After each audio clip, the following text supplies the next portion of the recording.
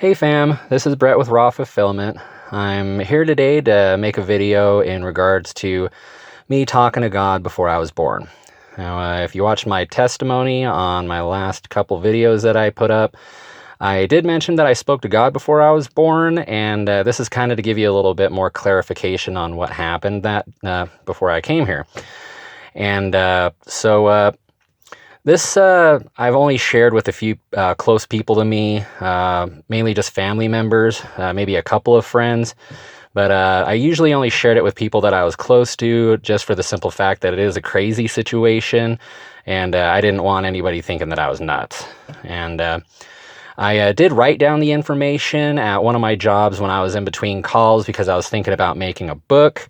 The papers just kind of sat there. I don't know how to go about publishing a book or anything like that, so it's basically just been kicking it there, not doing anything and not getting out there. So after my wife had created Raw Fulfillment, and I kind of took over and helping out the males in their situations, and just kind of giving a male perspective on things, God put it on my heart to maybe take advantage of this platform to get the story out there, to kind of give a little bit of confirmation that our Creator is real, God is real, and I am recording this with a dark screen. That's kind of to give you a better idea of how I started out. Everything was pitch black. Everything was pure dark. I recommend for you to maybe even go in a dark room yourself. If you want the best experience, I recommend just close your eyes and listen, because everything was dark, and you can kind of imagine, some of the things that I seen and went through before I came here. So here we go. This is based on events that I hold on to as true. Now, as far as I can remember, everything was darkness. I didn't have a physical body, no bright light anywhere, no trademark Santa Claus white-bearded fellows around, just me, in spirit alone. The feeling I had was like the tingly feeling that you get when your arm or leg falls asleep, but it was all over my spirit. The tingly feeling that feels good and funny, but at the same time a little painful. Now, take that feeling and times it by like 1,000,000. Yeah. It's pretty overwhelming. It rolls over you like waves, like whoosh, whoosh, whoosh, like waves from an ocean. Now, these waves are made out of like tiny sparkles of light energy that just flow over you. It feels great, but at the same time, it's a lot to handle. After it hits you, call it being slain in the spirit or whatever, but you're unable to move. You're just boosh, done. Now, at this time, I'm starting to kind of come into my surroundings, and at first I felt alone. And after a little bit, I started to realize that I wasn't. Everyone was there. Now, what I mean by when I say everyone was like little grains of sand made of light energy in a universe made from these grains. We were all there. Now, we're all separate entities, but we were all one spirit. We're all made of the same light energy, every one of us.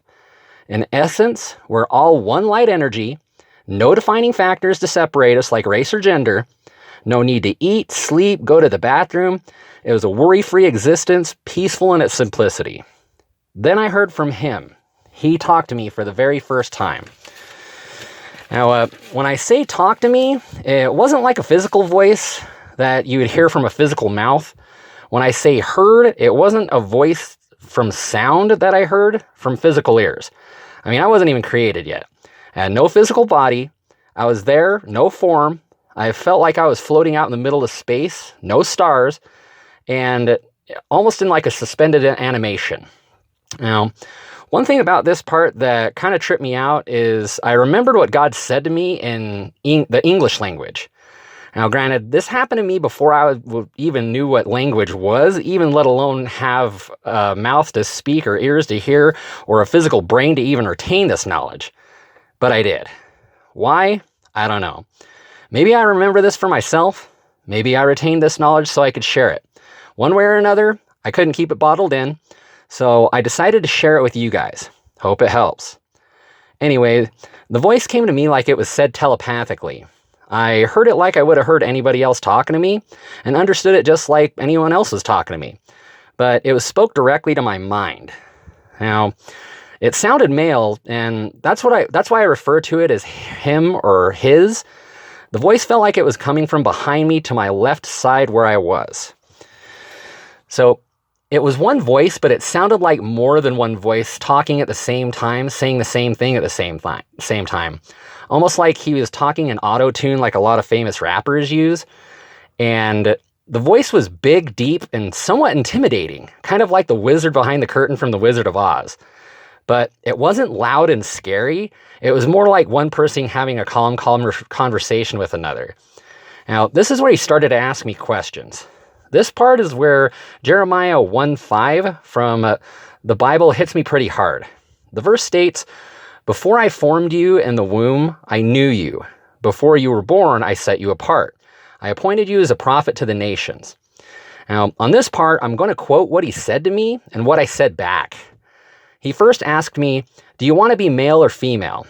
I all of a sudden had a vision of a man and a woman, like I was looking through a cloud or a dreamlike flashback. After seeing the man and woman, I felt that I wanted to be a man, but I didn't know if I was going to be one or not. I didn't have to answer him back because it felt like he already knew how I felt and what I wanted without me needing to reply. He left it vague, but must have known that I wanted to be a male, but I never had a solid answer on what I was going to be.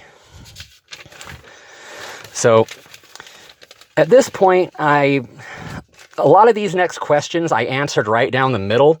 I didn't want to answer any of the questions wrong, but also had explanations for why I answered the way I did. Now, he asked me, "How do you want to be, good or evil?" I answered, "Well, I want to be good because I want people to trust me, but I don't want to be too good that people think that I'm better than them." He then asked me, "How do I want to look?" I said, "Well, I want to look beautiful." I remember using the word beautiful, but not too beautiful to where people will think I'm better than them. I also don't want to be too ugly because I don't want people to shun me.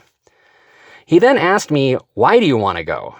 I replied, "To become more like you and to see if my people are still worth saving." I remember saying my people in the context of us being one people and out of curiosity of how us people were in general, not my people as in taking ownership. Like, I totally assure you, I'm not your savior, nor will ever I pertain to be. That role is reserved for the one being that I seen there. But I will get to that here in a bit. The next question he asked me was, "Why do you want to become more like me?" I replied, "Why wouldn't I? You created me. Why wouldn't I want to become more like you?" He was the only thing I'd ever known. I had no knowledge of anything or anyone else. He obviously loved me enough and took the time to create me in the first place. Why wouldn't I want to adopt the qualities of what created me in the first place? Then he asked me, "What if you don't make it back?" And for the first time in my existence, I felt pride. I replied, "I will." He asked me, "How can you be so sure?" I replied, "Because as long as I have you, anything's possible." I had pride in the fact that whatever created me had the power to do anything and that I was indeed helpless without it.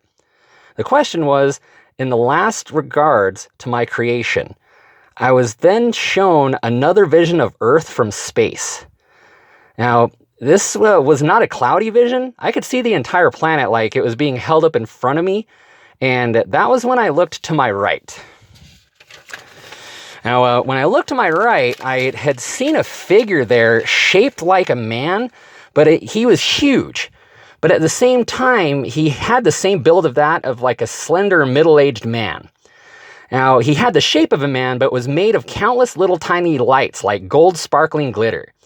It was then when I realized that at this point, he was made of us. All of us, like little tiny lights, made this one being. Then I looked to my left in front of me, actually straight ahead of me, and the earth was gone. And there was a tiny dot in the middle of nowhere surrounded by darkness. Without saying it, I kind of knew that this is where people went that didn't make it back. All of a sudden, I felt extreme sadness for my very first time. I looked to my right again, and it was like the being that was there shared with me how he felt when someone was lost. He felt helpless and full of sorrow. That extreme sadness would make even the toughest, strongest, and most cold-hearted person break down in tears. It was almost like he was crying. Now, I'm not an amputee or anything like that. I haven't lost a limb, but the loss felt kind of the same way. I believe it would be somewhat relatable. Every person lost affects him every time the same way. I mean, it's like losing a hand or a foot. Sure, you can live without it, but that was your limb, just for you. It can never be replaced. There is and will never be anything like that limb. And this sorrowful feeling happens repeatedly every time someone's lost. We're literally like cells to this being. Now, at this point, you're probably wondering why I haven't referred to this voice as God or the being as Jesus. It's because I now believe that is who they are, but at the time, from my perspective, there are no titles given for them. They never introduced themselves by name. It didn't say, "Hi, I'm God," or "Hi, I'm Jesus Christ." At the time, it didn't seem like they needed to. I kind of just knew and appreciated who they were. I didn't need a name to understand that the being made me, nor did I even know what a name or title even was. Anyway, at this point, I was curious about the small tiny light in the darkness and what it looked like. The being shared a feeling that it didn't want me to go there and couldn't send me there. It didn't even really want to show me what was there because, it is just too overwhelming. But this is when I had another cloudy, dreamlike, flashback type vision. And at this point, I was there in spirit. I sensed other spirits around me, like a lot of them. And it looked like a bunch of human beings. And I was standing in a crowded, just ground. The ground was dry. It was cracked, almost like a dried up desert. All around me was a vortex of fire. It went all the way through the sky like a big circle. Like all of our atmosphere was just fire. But the fire that was around me, it didn't go through the ground. It actually went all over the land. Now, the sky was a wall of fire. All of everything was just a wall of fire from, the ground all the way up until the sky. If you look straight up, it was just all fire, and it rolled like a circle. The fire went over and through the land in a continuous wave. This fire rushed through every spirit that was standing on the ground. It was like a never-ending stream of fire that just went through all the spirits there. Now, I didn't feel any pain from the wave of fire, but I could feel the rush of it flowing through my spirit. Its intention felt like it was meant to induce pain and discomfort, but here's where this place gets weird. Well, even more weird than it already was. The only other option to go was up above the waves of fire. Wherever there was fire, you could land and stand, but you had the option to raise up above the flames. Now, call it floating or flying, whatever. You could rise above the flames, but there's a catch. If you go above the flames to get out of the fire, in front of you and behind you, to your sides, it almost seemed like a bottomless, dark, voided pit. And it forever gives you the sensation of falling endlessly into nothing. Both sensations were very uncomfortable, to say the least. Stand and burn forever, or feel like you're falling and flailing down into a bottomless pit. Great choices, right? I'm pretty sure this was just a sample of what that place was like, since I didn't feel any warmth from the flames. The vision ended and I was looking at the being again. Once again, I felt extreme sadness from this being in a sense that it didn't want anyone to go to this place. He wanted everyone back. It was like these spirits chose to go to this place and be with him. The overwhelming love emanating from this being for these spirits was heartbreaking. I looked straight ahead again, and I was above the earth again, but this time I was closer to the planet. It was like I was above the atmosphere, above what seemed like the United States. It looked like it was nighttime, as I could see tiny lights all over the land. Now, at this point, it felt like he was showing me and kind of asking me in spirit if this is the place that I wanted to go. I also remember being asked in spirit if I wanted to speak English. I remember this was confusing to me because I didn't know there was any difference in language. He just confirmed there was a difference. So I agreed to go wherever was easiest and use whatever language worked best for that area. I wasn't picky at that point. Nothing was confirmed, like me becoming a man or a woman. There was no answer as to what was going to happen. All I know is that I was shown a cloud-like vision of different lives on the planet. It was like I was seeing through different beings' eyes at this point. So what I mean by beings is that it wasn't just humans. I remember seeing out of the eyes of a housefly. Funny thing, it seemed like it just wanted to be squashed. It wanted to be squashed by a human that was flying around. It didn't want to be a fly. It got what it wanted. It got squashed. It knew what it was doing because it wanted to annoy the human. It gave up finally and then got squished. The funny thing is, every vision I had involved that being dying or someone else dying. I had a vision of a Native American being shot in the back on a horse, and he fell off. He died peacefully, and as he fell to the ground, it felt as he was okay with returning to the ground, as he'd be returning to the earth and to nature after he died. I felt that same sparkly, light, tingly, limb going to sleep feeling all over him, and it felt like he was surprised and happy. I then had a vision of a man in a desert with his arms in front of him, stretched out with his hands forming a triangle over the horizon, almost kind of like the whole Jay-Z Rockefeller type thing. He seemed like he was an Egyptian architect who had just discovered how to create or where to place a pyramid. This man seemed like he was, murdered from someone behind him. He was happy about his discovery, but it seemed like somebody stabbed him or smashed him with a rock or, something like that. Somebody snuck up and killed this dude. So he never got to share his discovery, or someone killed him and stole his idea. I don't know. I then had a vision of a man with a very sick woman. This vision had more of a, 1930s fashion type era feel to it. They were in, long, dresses, top hats, tuxedos type of situation, almost kind of like an English movie, or something like that. So kind of like an England type situation. It felt like he was showing me and asking me in spirit if, that's the last page. I'm going off here. Please bear with me. So this man was extremely sad because of a woman who was dying of an illness. This man loved this woman with every fiber of his being. Knowing she was dying, he wanted to die too. There were others there. I believe one was a doctor who told this man that she passed away. This woman, before she passed, told this man to move on and not to follow her. I believe he didn't listen. It felt like this man committed suicide as he didn't want to live without her. I then had a vision of a man being held down on his back, and he was looking to his left as a man pulled his left arm out of his socket and drove an iron spike through this man's hand. They intentionally hurt him, and it was at that particular spot because that's where they wanted to put his hand, and he was lifted up in front of a crowd of people. A lot of them seemed very angry at him. He looked down at the crowd, and at the very middle of the center, he seen his mother. It felt like he didn't want her to be there to see him like that. The sky was gray like a cloudy day, but it wasn't raining. It also felt like this man extremely loved people. He wasn't dying, and he was hoping to be let down because there were so many more people he wanted to help. Something helped kill this man. He did not and was not able to come back down. It felt as if this man gave up as he had no other choice but to die. I believe this was a vision of Jesus' death at the cross. I then had a vision of a deer. It didn't want to be a deer. It felt like it was stuck being a deer and had no other choice to live that existence. It was eaten by a wild cat. It felt unfair, almost as if the deer commit suicide and didn't care if the cat attacked it. I then had a vision of a woman on her back with her legs open. It felt as though she had just got done having sex with the man. As the man was getting up off the bed, she was laying on her back. She didn't like the man, but he took care of her. And he must have known something, or, she did something, but because he came back and shot her with a pistol. She didn't want to die, but this woman was murdered. This was the last of the visions I had of other people. At this point, I now had another vision. This time, it was a flashback, but this time I was inside a spirit that didn't have a physical body. It almost felt childlike, almost like a cherubim angel. It was playfully laying on the ground on its stomach. I looked up at a middle-aged man, and for the first time ever, I felt sin. A tremendous amount of it.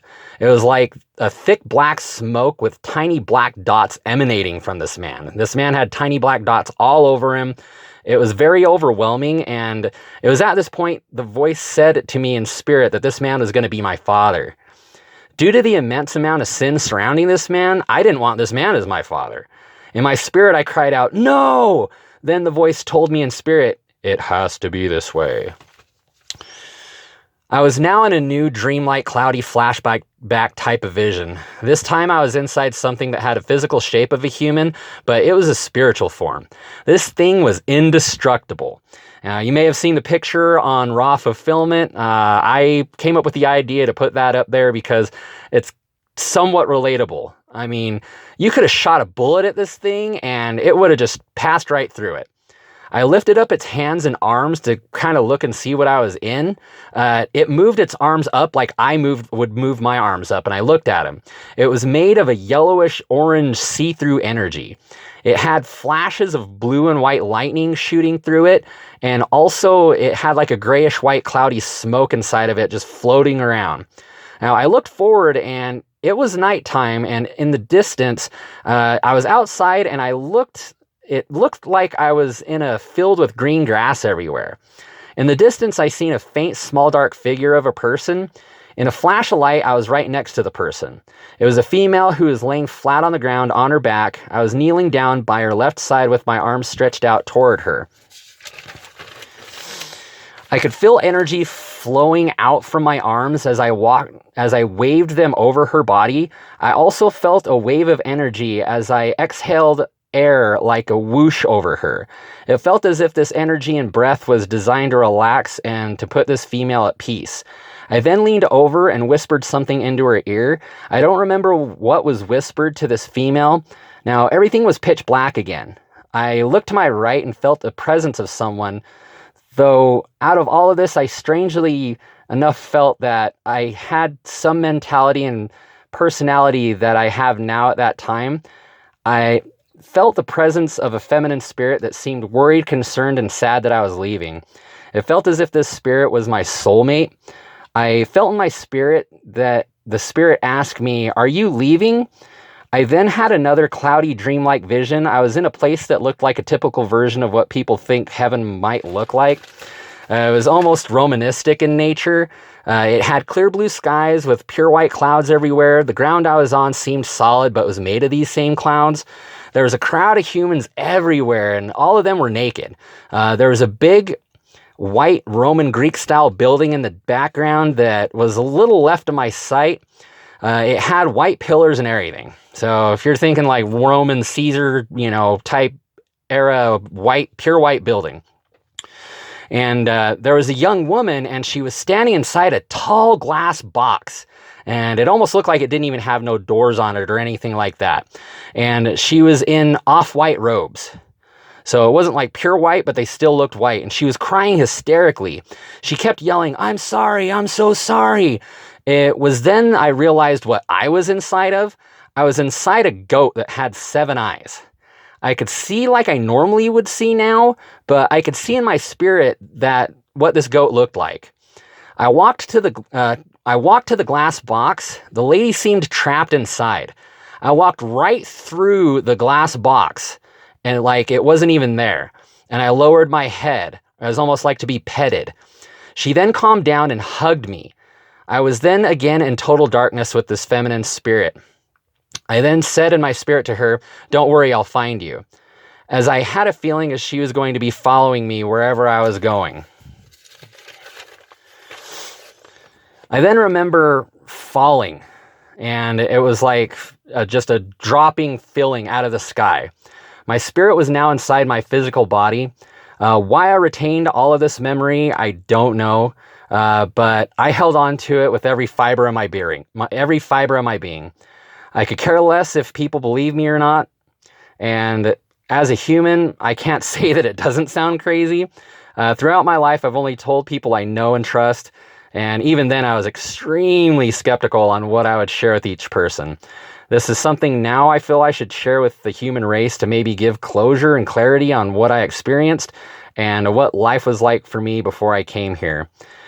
These events were, and what currently keep me as an avid believer of a creator. And, thank you for listening to me. That was just a really crazy thing that happened to me before I was born. And, if it helps out any of you guys, that's great. Maybe to give you some confirmation, some closure, and just knowing that there's something out there, man. I mean, I believe that wholeheartedly. And, now just growing up and being older and going through what I've went through, I've never forgot about that. I mean, I've went through the human struggles of doing my own thing, partying, falling into addictions and this, that, and the other. I should have been a lot stronger because of those visions, but hey, it is what it is. But I've never forgot, any of that. And, I love you guys. Thanks for hearing me out. I hope, this ended up helping you in a way. I'm glad that I had a chance to actually get this out there. Hopefully to hear more from you guys, and God bless you, and Jesus loves you.